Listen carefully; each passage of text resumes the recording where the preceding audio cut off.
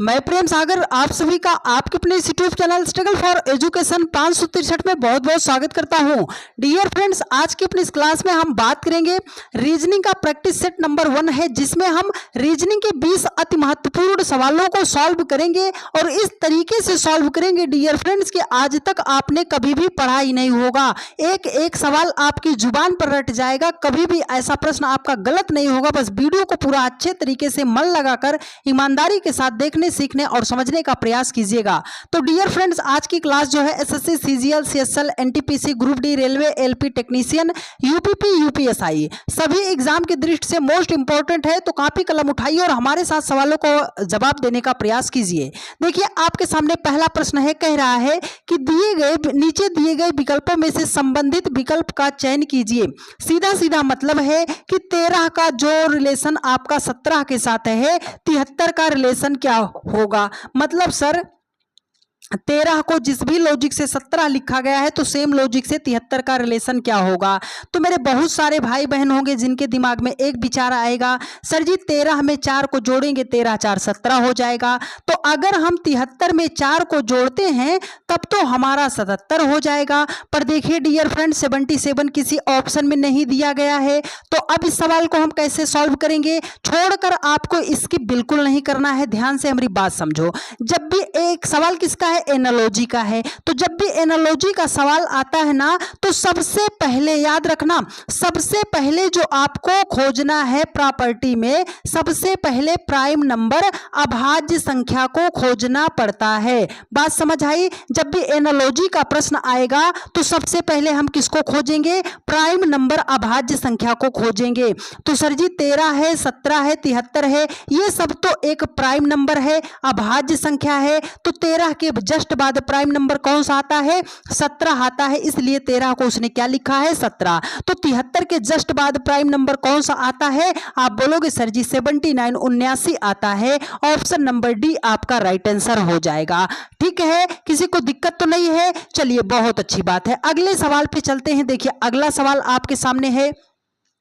ये सवाल आपके सामने रहा। देखो, ये कह रहा है कि नीचे दिए गए पासे में अंक 4 के विपरीत कौन सा अंक होगा। मतलब ये जो पासा 4 का अंक दिखाई दे रहा है ना, इसके अपोजिट कौन सा अंक होगा। तो जब तो 2 पासा दिया जाता है फिर तो हम सवाल को बहुत बढ़िया तरीके से सॉल्व कर लेते हैं, पर यहां पर तो एक सिंगल डाइस दिया गया है, तब हम सवाल को कैसे सॉल्व करेंगे। तो डियर फ्रेंड्स, पूरा कॉन्सेप्ट समझा रहे हैं एक ही सवाल से, तो ध्यान से समझ लीजिएगा। जब भी आपके सामने डाइस का सवाल आता है ना, तो डाइस 2 प्रकार का होता है। एक तो आपका सिंपल डाइस होता है और दूसरा आपका स्टैंडर्ड डाइस होता है। एक आपका साधारण पासा होता है, दूसरा आपका मानक पासा होता है। तो सर जी हम कैसे जानेंगे कि ये साधारण पासा है या मानक पासा। याद रखिएगा, चलो ऐड करते हैं।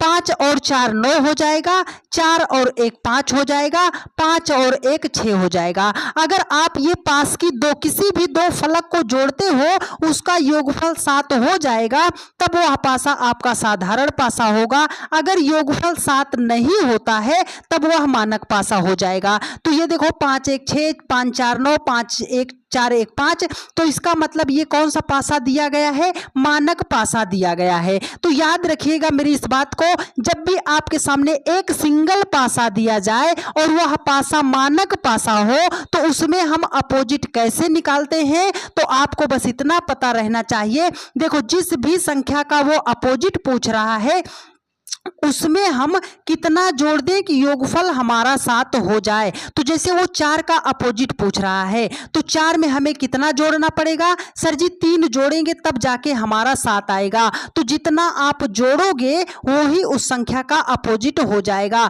अगर वो 5 का अपोजिट पूछता तो 5 में 2 जोड़ेंगे तब जाके 7 होगा। 1 में कितना जोड़े 7 बनाने के लिए, 6 होगा। 5 का अपोजिट 2 हो जाएगा, 4 का अपोजिट 3 हो जाएगा, 1 का अपोजिट 6 हो जाएगा। वो 4 का अपोजिट पूछ रहा है, तो इसलिए इसका राइट आंसर क्या होगा, 3 करेक्ट आंसर हो जाएगा।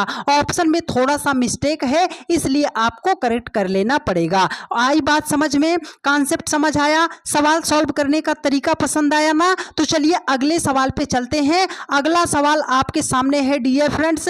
देखो, ये आपके सामने सवाल है, थोड़ा सा आपको परेशानी हो सकती है क्योंकि सवाल में मिस्टेक हो गया है, तो इस सवाल पे मत जाइएगा। हम आपको ये बता रहे हैं हैं कि ये जो आकृति दी गई है ना, इसमें आपको कुल त्रिभुज की संख्या फाइंड आउट करनी है, कुल त्रिभुज की संख्या फाइंड आउट करनी है। तो ये तो बढ़िया सवाल है सर जी, इस सवाल को हम कैसे जवाब देंगे? तो आपको एक ग्राफ सिखाना चाहते हैं, बेसिक कॉन्सेप्ट याद रखो। देखो अगर हमने एक ऐसा आपके सामने स्क्वायर बनाया, अगर हमने इसमें एक ऐसे ड्रा किया, तो अभी कितने त्रिभुज हैं सर जी? एक यहाँ 2 हो गया। अच्छा ऐसे ड्रा करते हैं तब कितना हो गया? 1 2 3 4, एक यहाँ पे देखो ये आपका 5 हो गया, यहाँ पर देखो ये 6 हो गया, यहाँ पर ये 7 हो गया, यहाँ पर ये 8 हो गया। मतलब ऐसा त्रिभुज जब भी दिखाई देगा आकृति, तो उसमें कितने त्रिभुज होंगे? 8 त्रिभुज होंगे। यहाँ से एक कॉन्सेप्ट आपको पता चला कि जब भी वर्ग होगा उसमें चारों भुजाएं एक दूसरे को कट करेंगी, तो उसमें कितने त्रिभुज दिए जाएंगे? 8 त्रिभुज दिए जाएंगे। तो यही शेप यहां पर खोजे। चलो देखो यहां से अगर हम यहां तक खोजते हैं तो इसमें कितना ट्रायंगल मिलेगा? 8। अगर यहां से हम यहां तक एक शेप खोजते हैं तो इसमें मिलेगा 8। यही सेम शेप यहां पर एक आकृति मिल रही है, तो इसमें कितना होगा? 8। 8 त्रिक कितना हो जाएगा? 24। तो हमें डायरेक्ट दिखाई दिया। अब आपको हिडन ट्रायंगल खोजना पड़ता है। कैसे? देखो अगर हम ये देखते हैं सर जी, एक यहां से देखो, ये जहां हमारा चल रहा है ये यहां पे देखो, एक यहां पे मिला, अब सेम इसका अपोजिट एक यहां पे मिला 2, अब यहां से अगर यहां पर आते हैं 3, तो सेम यहां से यहां पर आते हैं एक, आपका कितना मिल गया? 4 मिल गया। आप बोलोगे सर जी 24 4 कितना हो जाएगा? 28। लेकिन आप गड़बड़ी कर दोगे क्योंकि एक हिडन त्रिभुज और है। कौन सा? एक ये फाइनल वाला देखो, एक ये यहां से यहां तक और एक ये यहां से यहां तक, तो सबसे लास्ट में एक एक्स्ट्रा मिल जाएगा। तो इसका राइट आंसर क्या हो जाएगा?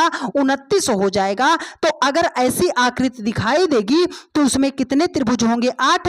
और इसी आकृति से आकृति बनी है, तो इस बड़ी वाली आकृति में कुल कितने त्रिभुज होंगे? 29 त्रिभुज दिए जाएंगे यहां पर। ठीक है, हाँ। तो कभी भी ऐसा प्रश्न आएगा, बेसिक कॉन्सेप्ट आप याद रखो, सवाल आपका विद इन सेकंड में सॉल्व हो जाएगा। ठीक है, चलिए आगे के सवाल। अगर आज आपने इस पूरी प्रैक्टिस सेट को ईमानदारी के साथ देख लिया ना डियर फ्रेंड्स, तो इतने बढ़िया बढ़िया, इतने लाजवाब सवाल लाए हैं ना कि आपका दिल गार्डन हो जाएगा। और सारे के सारे प्रश्न एसएससी, सीजीएल, सीएसएल, एमटीएस और उसके बाद आपका एनटीपीसी और एलपी का प्रीवियस ईयर क्वेश्चन पेपर लाए हैं। तो बिल्कुल भी क्लास स्किप मत कीजिएगा। 20 सवाल इतना जबरदस्त तरीके से कराएंगे कि आगे कभी भी ऐसा प्रश्न आपका गलत नहीं होगा। देखो यहां पर कह रहा है कि नीचे दिए गए प्रश्न में सही वेन डायग्राम का चयन कीजिए। क्या क्या है सर जी? आलू है, सब्जी है, गाजर है। तो इसको ऑप्शन से सॉल्व करते हो ना, कभी मत कीजिएगा, गलत कर दोगे। आलू है, सब्जी है, गाजर। आप ये बताओ दुनिया का जितना आलू होता है वो सब सब्जी होता है? आप बोलोगे हाँ सर, दुनिया का जितना आलू होता है ना वो सब सब्जी के अंतर्गत आता है। अब एक बार इधर से इधर चलो, देखो जितना भी सब्जी होता है क्या वो सब गाजर होता है? आप बोलोगे नहीं सर, क्योंकि सब्जी में आलू, टमाटर, प्याज, मिर्चा सब कुछ आता है, तो सारी की सारी सब्जी गाजर तो नहीं हो सकती। अब इधर चलो, क्या दुनिया की जितनी भी गाजर होती है वो सब सब्जी होती है? आप बोलोगे हाँ सर, दुनिया की जितनी गाजर होती है ना वो सब सब्जी के अंतर्गत आती है। अब पूरी की पूरी सब्जी आलू नहीं हो सकती, लेकिन आलू और गाजर सब्जी के अंतर्गत आएंगे। तो हमने ऐसे बना दिया, आलू आपका गाजर नहीं हो सकता, गाजर आपका आलू नहीं हो सकता, मतलब आलू और गाजर अलग हैं। तो ऐसा ग्राफ आपको कहां दिखाई दे रहा है सर? ऑप्शन नंबर बी में दिखाई दे रहा है, और यही इस प्रश्न का राइट आंसर हो जाएगा। ठीक है डियर फ्रेंड्स, अब तो दिक्कत नहीं है ना। चलो अगले सवाल पे चलते हैं। उससे पहले एक चीज हम आपसे जानना चाहते हैं, आप सभी लोग हमारी वीडियो को किस शहर, किस गली, किस जिले, किस मोहल्ले से देख रहे हो, एक बार आप सभी लोग कमेंट करके जरूर बताइएगा। देखो ये सवाल है, कह रहा है कि एक निश्चित कोड भाषा में डी को लिखा गया है 12, एज को लिखा गया है 39, तो JADE को क्या लिखा जाएगा? तो ये लेटर है ना, तो लेटर का प्लेस वैल्यू हमें पता होना चाहिए। चलो डियर फ्रेंड्स, यहां पर देखो डी है ना, तो डी को तो 12 लिखा गया है, और हमें पता है डी जो आता है वो हमारा 4 नंबर पे आता है। इतनी बात समझ है। चलो यहां पर देखते हैं, AGE लिखा गया है,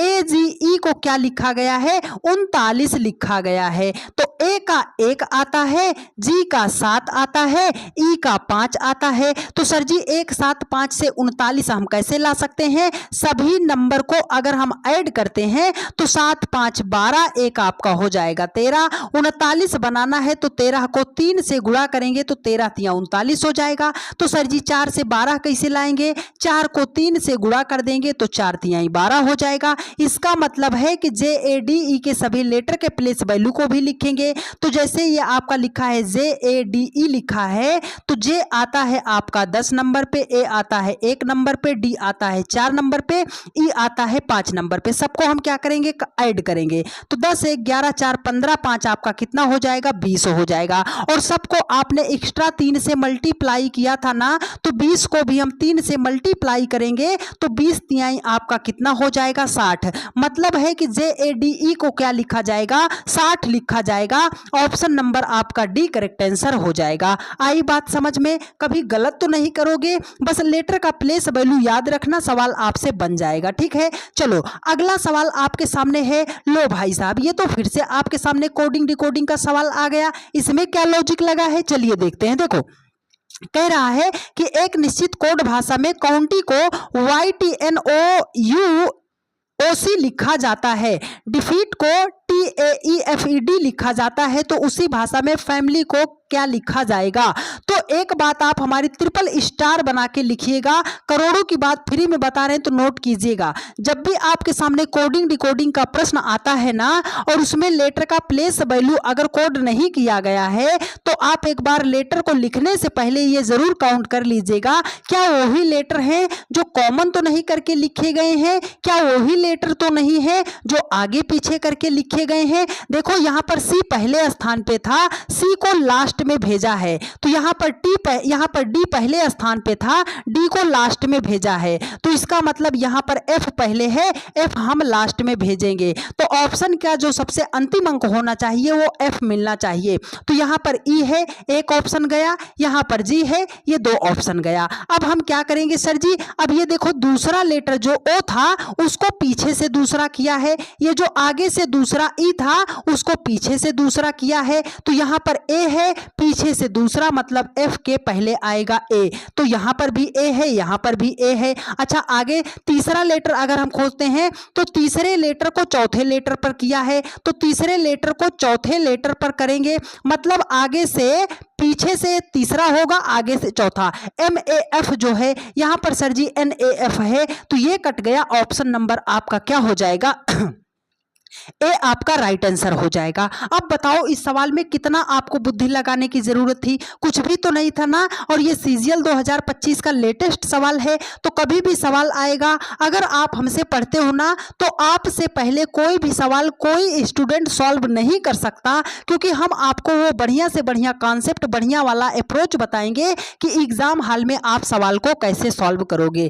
ठीक है, चलिए अगले सवाल पे चलिए। देखो अगला सवाल आपके सामने दिया गया है डियर फ्रेंड्स, ये सवाल आपसे कह रहा है कि नीचे दी गई प्रश्न श्रृंखला में लुप्त संख्या ज्ञात कीजिए। मतलब है इस क्वेश्चन मार्क के स्थान पर कौन सा नंबर होगा, हमें फाइंड आउट करना है। तो 1 मिनट में आपको पूरे सीरीज चैप्टर का कॉन्सेप्ट सिखा दें, सीखने के लिए तैयार हो। चलो नोट करो। पहला पॉइंट, अगर संख्याओं में बहुत ज्यादा गैप ना दिया गया हो तो उसको हम डिफरेंस के लॉजिक से सवाल को सॉल्व करते हैं। ठीक है, अब दूसरा पॉइंट याद रखो कि छोटी संख्या उससे बड़ी बहुत बड़ी संख्या छोटे से लगातार बढ़ते हुए क्रम में जा रही है, तो हम मल्टीप्लाई कर सकते हैं, स्क्वायर कर सकते हैं, क्यूब करके हम अपना राइट आंसर ला सकते हैं। एक तीसरा पॉइंट आपको याद रखना है। तीसरा पॉइंट क्या है कि यदि प्रश्न में कोई ऐसी संख्या दिखाई दे रही है जिसका आप स्क्वायर रूट या जिसका आप क्यूब रूट निकाल सकते हो, तो सबसे पहले उसे हाईलाइट कर लीजिएगा। 3 रूल है, अप्लाई करें।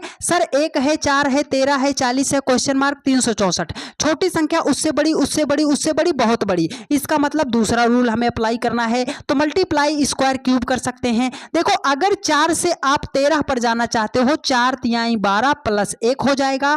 13 से 40 पर जाना चाहते हो, 13 तिहाई 39 प्लस 1 हो जाएगा। तो 1 से 4 पे जाना चाहते हो, 1 गुणे 3 प्लस 1 हो जाएगा। तो 1 मतलब गुणे 3 प्लस 1, गुणे 3 प्लस 1, तो 40 को 3 से गुणा करेंगे 120 प्लस 1 जोड़ेंगे तो आपका कितना हो जाएगा, 121 हो जाएगा। ऑप्शन नंबर आपका बी राइट आंसर हो जाएगा। आई बात समझ में? दिक्कत तो नहीं है ना? चलिए बहुत अच्छी बात है। अगले प्रश्न पर चलते हैं डियर फ्रेंड। देखो यहां पर क्या कह रहा है, ये आपके सामने डायरेक्शन टेस्ट का सवाल है। ये हमारा दो तरीके से सॉल्व हो सकता है, एक बेसिक मेथड से, एक आप 5 सेकंड वाली शॉर्ट ट्रिक से। तो हम तो आपको 5 सेकंड वाली शॉर्ट ट्रिक से ही सिखाएंगे। देखो कह रहा है कि ऋतु उत्तर दिशा की ओर देख रही है, तो आपको एक चीज पता होना चाहिए कि दिशा कितनी होती है। सर जी 4 दिशा होती है। कौन कौन सी? अब ये से आप प्लस बना लो। ऊपर की तरफ आपका उत्तर होता है, नीचे की तरफ आपका दक्षिण होता है, दाएं हाथ पे आपका पूरब होता है, बाएं हाथ पे आपका पश्चिम होता है। ठीक है। अब देखो वो उत्तर की ओर देख रही थी, मतलब इस दिशा में देख रही थी। कह रहा है वह दक्षिणावर्त दिशा में 90 डिग्री घूमती है। तो दक्षिणावर्त का मतलब क्लॉकवाइज होता है। तो अब जब भी आपके सामने ऐसा प्रश्न आए और वो बोल रहा है क्लॉकवाइज दक्षिणावर्त या घड़ी की दिशा में, तो आप उसे प्लस कर लीजिएगा। तो हमने कहा सर जी प्लस कितना डिग्री दिया है? 90, हमने प्लस कर लिया। फिर वह दक्षिणावर्त, तो फिर से दक्षिणावर्त मतलब हमने कर दिया प्लस 135 डिग्री कर दिया। उसके बाद वामावर्त, तो जब भी वामावर्त आएगा उसे आप माइनस कर दीजिए। कितना डिग्री? 270 डिग्री हमने कर दिया माइनस। अब अगर इसको जोड़ते हैं प्लस प्लस कितना हो जाएगा? प्लस 225 हो जाएगा, और यहां पर माइनस 270 डिग्री दिया गया है। तो अगर प्लस 225 में माइनस 270 हम जोड़ेंगे तो हमारा माइनस 45 डिग्री आएगा। अब ये माइनस लगा है, इसका मतलब है एंटी क्लॉकवाइज बोल सकते हो, वामावर्त बोल सकते हो। वो किस दिशा में देख रही थी? सर जी उत्तर दिशा में। अगर वो दो दिशाओं के बीच कितने डिग्री का एंगल होता है? 90 डिग्री का। तो अगर वो यहां तक आती फिर तो 90 डिग्री चलती, मतलब इसका है कि वो बीच में ही कहीं पर रुक गई है 45 डिग्री चल के, है ना।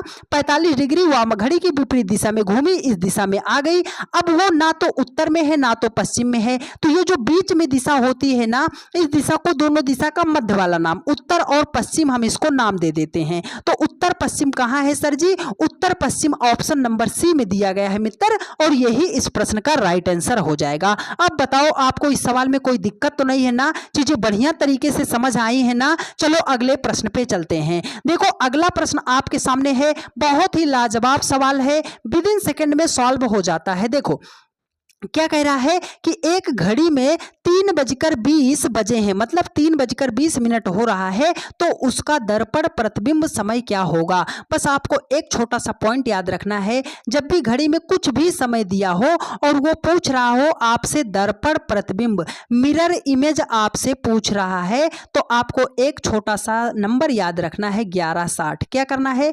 1160। ये नंबर आपको याद करना है। जो आपके प्रश्न में टाइम दिया होगा उसको सिंपली आप क्या कीजिएगा? 1160 से घटा दीजिएगा। अगर हम घटाते हैं तो ये हो जाएगा 40, 11 से 3 जाएगा 8, मतलब एक दीवार घड़ी में अगर 3:20 हो रहे हैं तो उसका दर्पण प्रतिबिंब कितना होगा? 8:40 होगा। ऑप्शन ए आपका राइट आंसर हो जाएगा। बस थोड़ा सा आपको समझना पड़ेगा। अगर वो बोलता आपका दर्पण प्रतिबिंब नहीं, वो बोल देता जल प्रतिबिंब कितना होगा, वो आपसे बोल देता कि जल प्रतिबिंब कितना होगा, तब आपको है क्या 1830 याद रखना है। ठीक है, हाँ 1830 याद रखना है, वहां से हम माइनस कर देते हैं। ठीक है, हाँ 1830। ठीक है, चलिए अगले सवाल पे चले। अगला सवाल देखते हैं। अगला सवाल देखिए आपके सामने है, कह रहा है 1 जनवरी 1972 को मंगलवार था, तो 1 जनवरी 1973 को कौन सा दिन होगा? मतलब 1 जनवरी 1972 को मंगलवार था, तो 1 जनवरी 1973 को कौन सा दिन होगा? तो ये सवाल आप बेसिक मेथड से भी लगा सकते हो, लेकिन हम आपको शॉर्टकट बता रहे हैं। देखो जब 1 जनवरी है और 1 जनवरी है, जब दिन और माह, दिनांक और माह कॉमन होना, तो डायरेक्ट आप इन वर्षों का डिफरेंस निकाल लो। तो 72 से 73 में कितने वर्ष का गैप है? 1 वर्ष का। लेकिन अगर हमने 1972 को देखा तो 72 तो हमारा लीप वर्ष है, तो लीप वर्ष होगा तो एक दिन एक्स्ट्रा ऐड करना पड़ेगा। तो मतलब मंगलवार में हमें 2 दिन जोड़ना पड़ेगा। तो मंगलवार के बाद बुधवार, बुधवार के बाद आपका कितना हो जाएगा, बृहस्पतिवार हो जाएगा। तो इसका मतलब है यदि 1 जनवरी 1972 को मंगलवार था तो 1 जनवरी 1973 को बृहस्पतिवार होगा। बृहस्पतिवार तो ऑप्शन में नहीं दिया गया है, तो बृहस्पतिवार को ही गुरुवार बोलते हैं। ऑप्शन नंबर सी आपका राइट आंसर हो जाएगा। ठीक है। हाँ, अगर आपको थोड़ा सा भी डाउट है तो जितना चैप्टर हम करा रहे हैं ना, और अभी आपकी रीजनिंग फाउंडेशन कोर्स हमने स्टार्ट किया है बिल्कुल फ्री, आपके अपने इसी चैनल पर कोर्स वाले सेक्शन में चले जाइएगा। अभी आपका एक चैप्टर हमने कंप्लीट कराया है, एकदम जीरो से टॉप लेवल तक के सवालों को बढ़िया शॉर्टकट मेथड कि बिना पेन उठाए आप सवालों को सॉल्व कर पाओगे। तो उसका डिस्क्रिप्शन बॉक्स में हम लिंक प्रोवाइड कर देंगे, वहां से आप एक चैप्टर अभी कंप्लीट किए हैं और दो चैप्टर आपका कंप्लीट हो गया। एक हमने कैलेंडर कराया, एक एनालॉजी कराया है। तो कंप्लीट चैप्टर आप वहां से देख सकते हैं और रोज रात 8:45 पर आप क्लास में जरूर जुड़ जाया कीजिएगा। ठीक है। हाँ, अगला प्रश्न देखो, ये सवाल आपके सामने है, दिए गए विकल्पों में से विषम अक्षर समूह का चयन कीजिए। अगर आप एसएससी की तैयारी करते हो तो आपकी परीक्षा में एक सवाल आएगा, अगर आप रेलवे की तैयारी करते हो तो आपकी परीक्षा में 3 से 4 प्रश्न आएगा। तो इंपॉर्टेंट क्वेश्चन है, याद रखिएगा। देखो, कह रहा है कि दिए गए विकल्पों में से विषम अक्षर समूह का चयन कीजिए। यहाँ पर 4 ऑप्शन दिया गया है, जो सबसे अलग है उसी अलग वाले की हमें पहचान करना है। तो ये लेटर दिया गया है ना, फटाफट लेटर का प्लेस वैल्यू लिखते हैं। जे आता है 10 नंबर पे, आई आता है 9 नंबर पे, जी आता है 7 नंबर पे, क्यू आता है 17 नंबर पे, यहाँ पर डब्ल्यू आता है 23 नंबर पे, भी आता है 22 नंबर पे और टी आता है आपका 20 नंबर पे। उसके बाद आता है डी आता है आपका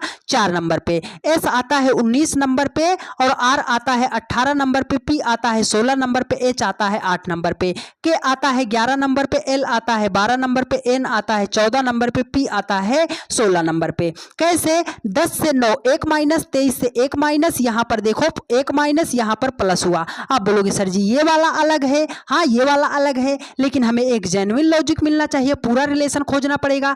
9 से 2 माइनस, 22 से 2 माइनस, 18 से 2 माइनस, यहाँ पे 12 2 14, या लेकिन यहाँ पर देखो 7 10 17, ये तो मामला गड़बड़ा गया। तो जब मामला गड़बड़ हो गया तो हमें पूरा लॉजिक खोजना है। देखो यहाँ से कितना माइनस हुआ है सर जी, 2 माइनस हुआ है, यहाँ से सर जी 2 माइनस हुआ है, यहाँ से 2 माइनस हुआ है, यहाँ पर प्लस 2 हुआ है।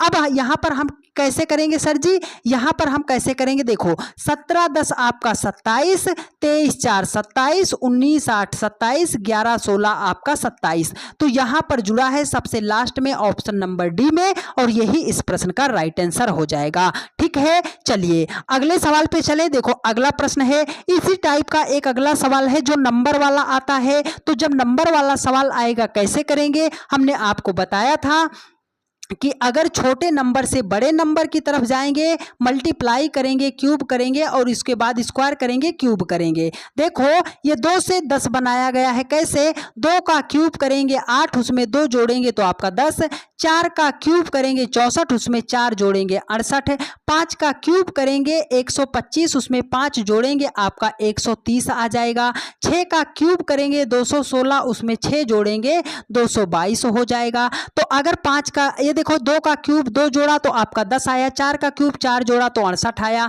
6 का क्यूब 6 जोड़ा तो 222 आया, लेकिन 5 का क्यूब करके 5 जोड़ा तो हमारा 130 आना चाहिए था, यहाँ पर 120 लिखा है। तो सबसे अलग ऑप्शन नंबर सी ही तो है और यही आपका राइट आंसर हो जाएगा। ठीक है, किसी को दिक्कत समस्या परेशानी तो नहीं हो रही है? चलिए बहुत अच्छी बात है, फटाफट एक बार अपने सभी भाई बहन के पास वीडियो को शेयर कर दीजिए। और चलिए आज का सबसे धमाकेदार सवाल, जिसका मेरे हर एक भाई बहन देंगे गलत जवाब, लेकिन आपका कथन निष्कर्ष सैलोजिज्म का सवाल गलत नहीं होने देंगे, बस ध्यान से मेरी बात समझिएगा। देखो ये कह रहा है, आपको एक चीज याद रखना है, कह रहा है कि सभी के एच हैं। हमने कहा सर जी मान लो हमारे पास इतना के है, ये जितना भी के है ना, ये पूरा पूरा का पूरा के जो है वो क्या है, एच है। कह रहा है कोई एस जो है के नहीं है। मान लो हमारे पास यहाँ पर एस है, एक भी एस जो दिया गया है ना वो के नहीं दिया गया है। तो इसी के अकॉर्डिंग ग्राफ बताते हैं, कोई के एस नहीं है। अगर ये बताओ हमारा कोई एस के ही नहीं है तो कोई एस कोई के एस भी नहीं हो सकता, तो ये बात तो आपकी सही हो जाएगी, है ना। अब देखो कह रहा है कि सभी एच के हैं, सभी एच, जब भी बाहर से हम अंदर की तरफ आते हैं तो सभी का रिलेशन गलत होता है, वहां पर कुछ का रिलेशन सही होता है। तो यहां पर तो सभी दिया, ये भी गलत है, केवल फर्स्ट अनुसरण करता है। ऑप्शन नंबर आपका सेकंड राइट आंसर हो जाएगा। ठीक है, बहुत अच्छी बात है। चलिए अगले प्रश्न पे चलते हैं। देखिए अगला प्रश्न आपके सामने, ये देखो क्या कह रहा है आपसे। ये सवाल आपके सामने है कि इसका डायरेक्शन टेस्ट का है, कैसे करना है, बढ़िया तरीका देखो। ये कह रहा है कि प्रतिमा जो है ना, ये थोड़ा सा ऊपर कर देते हैं। देखो कह रहा है कि प्रतिमा अपने घर से निकलती है और उत्तर की ओर 29 मीटर चलती है। तो हमने तो अभी आपको सिखाया, ये रहा प्रतिमा का घर, उत्तर दिशा की ओर जाना है, मतलब ऊपर की तरफ है। ये कितना गई यहां से यहां तक, 29 मीटर चलती है सर जी। उसके बाद दाएं मुड़ती है और 16 मीटर चलती है। हाँ, अगर वो दाएं मुड़ती है और 16 मीटर चलती, हमने कहा यहाँ पे पहुंच गई। फिर से दाएं मुड़ती है और 17 मीटर, अगर वो दाएं मुड़ेगी यहाँ से यहाँ तक कितना, 17 मीटर चलती है। वह फिर से दाएं मुड़ती है और 21 मीटर, अगर वो यहाँ से यहाँ तक चलती है तो 21 मीटर, अगर यहाँ से यहाँ तक 16 तो ये भी 16। अब टोटल 21 गई है तो ये डिस्टेंस आपका 5 आ जाएगा। अगर यहाँ से यहाँ तक 17 है तो ये टोटल 29 था, तो 29 से 17 माइनस करेंगे तो आपका कितना आएगा, 12 आएगा। वो पूछ रहा है कि अब प्रतिमा और उसके घर के बीच की दूरी, तो प्रतिमा तो यहाँ है, उसका घर यहाँ है, ये डिस्टेंस आपसे निकालना है। तो एक फार्मूला क्या होता है, कर्ण का स्क्वायर बराबर लंब का स्क्वायर प्लस आधार का स्क्वायर। कर्ण क्या है सर जी, सबसे बड़ी भुजा। आधार क्या है सर जी, इसमें आप बोलोगे सर जी हम 5 का स्क्वायर कर देंगे प्लस हम क्या कर देंगे, 12 का स्क्वायर कर देंगे। तो 5 का स्क्वायर 25 हो जाएगा, 12 का स्क्वायर 144 हो जाएगा। हाँ, 12 का स्क्वायर 144 हो जाएगा। 144 में 125 को जोड़ेंगे तो 169 हो जाएगा, और इधर से स्क्वायर हटेगा तो इधर जाके लगेगा अंडर रूट। तो मतलब ये क्या हो जाएगा सर जी, कर्ण का मान कितना हो जाएगा, 13 हो जाएगा। मतलब ये डिस्टेंस कितना है, न्यूनतम जो दूरी है कितना है, 13 मीटर का गैप है, और ऑप्शन नंबर सी आपका राइट आंसर हो जाएगा। बस ये फार्मूला आपको याद रखना है कि कर्ण का स्क्वायर बराबर लंब का स्क्वायर प्लस आधार का स्क्वायर होता है। ठीक है, हाँ बहुत अच्छी बात है। चलिए फटाफट अगले सवाल पे चलते हैं। ये देखो आपके सामने है, सिटिंग अरेंजमेंट का सवाल है। अगर आप एसएससी की तैयारी कर रहे हैं तो आपकी परीक्षा में 1 से 2 सवाल आएगा। अगर आप रेलवे की तैयारी कर रहे हैं तो आपकी परीक्षा में कम से कम 3 से 4 प्रश्न पूछा जाएगा। तो इंपॉर्टेंट चैप्टर है, ध्यान से समझिएगा, बढ़िया तरीका बताएंगे। देखो कह रहा है कि 5 व्यक्ति JNPR और S एक पंक्ति में उत्तर की ओर मुख करके बैठे हैं। कितने लोग हैं, 5। एक फिगर मत बनाइएगा, फिगर 2 3 बना लीजिएगा। चलो हम बनाते हैं।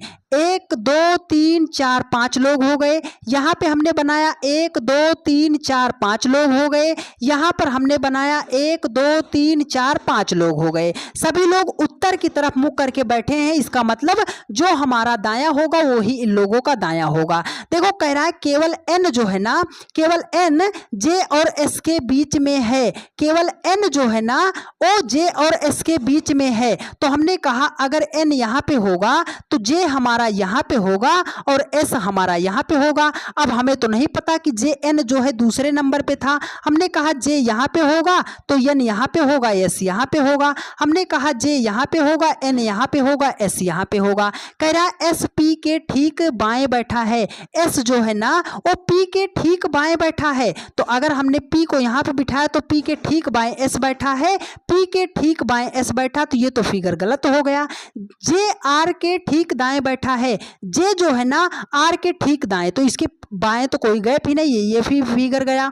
यहाँ पर आपका R हो जाएगा। तो ये जो J है ना वो R के ठीक दाएं बैठा है। कह रहा है कि बाएं छोर से दूसरे स्थान पर कौन बैठा है, पहला छोर दूसरा छोर। तो बाएं छोर से दूसरे स्थान पर कौन बैठा है, J बैठा है सर जी, J ऑप्शन नंबर बी में दिया गया है डियर फ्रेंड्स, और यही इस प्रश्न का राइट आंसर हो जाएगा। किसी को एक भी सवाल में दिक्कत नहीं होगी, आगे के सवाल बहुत ज्यादा इंपॉर्टेंट है, तो बिल्कुल भी क्लास को स्किप आगे यहां से मत कीजिएगा। चलिए अगले प्रश्न पे चलते हैं। देखिए अगला प्रश्न आपके सामने दिया गया है। ये सवाल है लेटर सीरीज का। कैसे करना है सर जी? लेटर का प्लेस वैल्यू पता होना चाहिए। देखो नीचे दी गई प्रश्न श्रृंखला में इस लुप्त संख्या को ज्ञात करना है, लुप्त अंक को ज्ञात करना है। कैसे? देखो पहले लेटर से पहले लेटर के पास 4 3 7 3 10 3 13 3 आपका कितना आएगा? 16। 16 पे कौन सा लेटर? पी। मतलब ऑप्शन की शुरुआत पी से होनी चाहिए। तो ये दो ऑप्शन तो आपका कटा। अब लास्ट लेटर चेक करते हैं। 3 5 8 8 5 13 13 5 18 तो 18 5 23 23 पे आता है डब्लू। पी से शुरू हो डब्लू पे समाप्त हो तो यहाँ पर तो भी दिया गया है। ऑप्शन ए आपका राइट आंसर हो जाएगा। इस तरीके से एग्जाम हॉल में चेक करना है डियर फ्रेंड्स, ना कि पूरा का पूरा लॉजिक आपको लगाना पड़ेगा। ठीक है, चलिए अगले प्रश्न पे चलते हैं। ये देखो ये सवाल बहुत ही बढ़िया है, रैंकिंग टेस्ट का सवाल है। एसएससी की परीक्षा में एक सवाल और रेलवे और की परीक्षा में आपके सामने 2 सवाल देखने को मिलेंगे। पर करना कैसे है, ध्यान से एक बार सवाल पढ़ते हैं।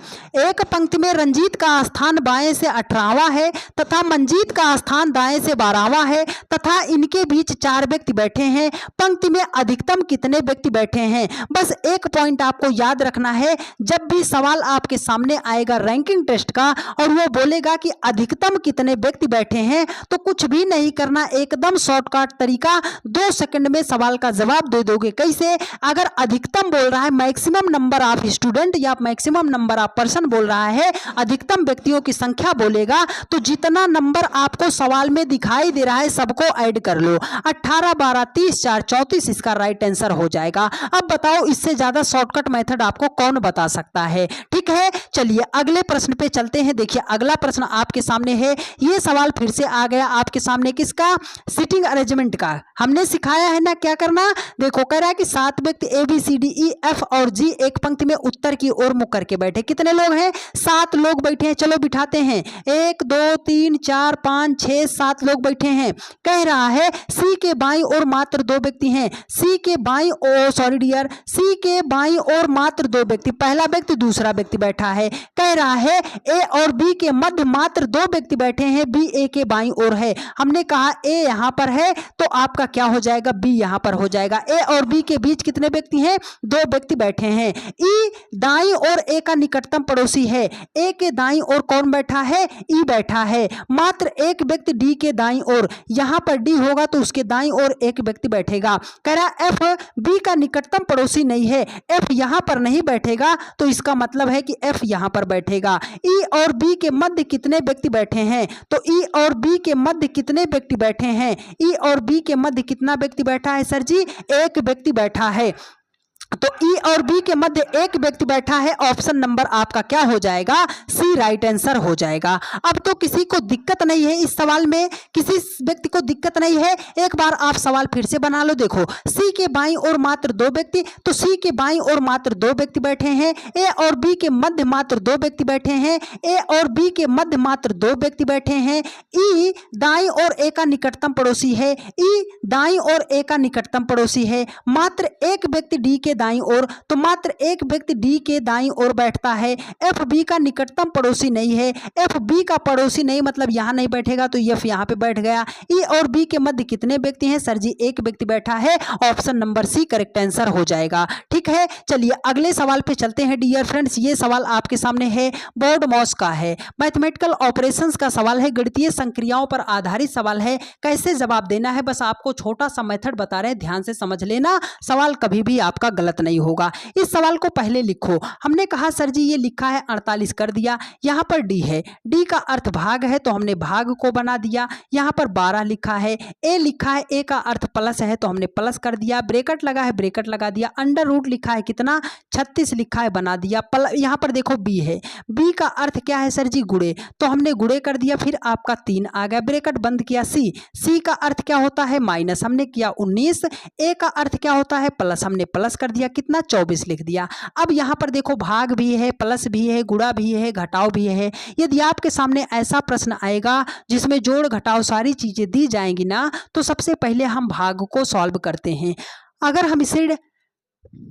हम इसे जो है डिवाइड करते हैं तो 12 चौके कितना हो जाएगा? 48। अब 36 का वर्गमूल 6 त्रिक कितना हो जाएगा? 18 माइनस 19 करेंगे, प्लस आपका कितना हो जाएगा? 24 हो जाएगा। तो पहले हम जोड़ते हैं। अगर डायरेक्ट निकालते हैं तो 18 1 19 मतलब -1, 24 से 4 से 1 घटेगा आपका +3 आएगा और 24 3 आपका कितना हो जाएगा 27 हो जाएगा। तो इस क्वेश्चन मार्क के स्थान पर कौन सा नंबर होगा 27 आएगा 27 ऑप्शन बी फॉर बाहुबली आपका राइट आंसर हो जाएगा। तो बदमाश बोल रहे हैं, बदमाश नहीं बोल रहे हैं, ये बात ध्यान से समझिएगा, ठीक है। हाँ चलिए अगले प्रश्न पे चलते हैं। देखिए अगला प्रश्न आपके सामने क्या है। लो भाई साहब ये तो आपके सामने लुप्त संख्या का बहुत ही बढ़िया सवाल है, सर्कल बेस्ड मिसिंग नंबर का सवाल है। कैसे सॉल्व करोगे देखो, कह रहा है कि नीचे दिए गए प्रश्न में लुप्त संख्या पर क्या होगी, मतलब ये जो क्वेश्चन मार्क है ना इसके स्थान पर कौन सा नंबर होगा हमें फाइंड आउट करना है। तो अब आपको क्या बताएं, जब भी आपके सामने ऐसा सर्कल में मिसिंग नंबर का सवाल आता है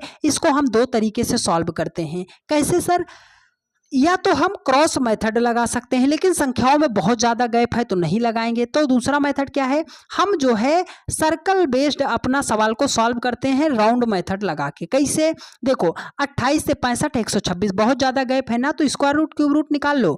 यहाँ पर 28 है मतलब 3 का क्यूब करेंगे 27, उसमें 1 जोड़ेंगे 28, 4 का क्यूब करेंगे 64, 1 जोड़ेंगे तो 65 है, 5 का क्यूब करेंगे 125, 1 जोड़ेंगे तो 126, 3 के बाद 4, 4 के बाद 5, तो 5 के बाद क्या होगा 6 का क्यूब और उसमें कितना जोड़ेंगे 1, तो 6 का क्यूब 200 आपका 16 प्लस 1 जोड़ेंगे तो आपका 217 हो जाएगा। ऑप्शन नंबर बी आपका राइट आंसर हो जाएगा। उम्मीद करते हैं मेरे हर एक भाई बहन ने बहुत ही बढ़िया तरीके से आज के सभी सवालों को देखने, सीखने और समझने का प्रयास किया होगा, और हम ऐसी उम्मीद करते हैं कि चीज़ें आपको बढ़िया तरीके से समझ में भी आई होंगी। यदि आपको मेरी सारी बातें समझ में आई हैं और आप चैनल पर नए हैं तो फटाफट आप सभी लोग चैनल को सब्सक्राइब कर लीजिए, वीडियो को अपने सभी दोस्तों के पास शेयर जरूर कर दीजिएगा।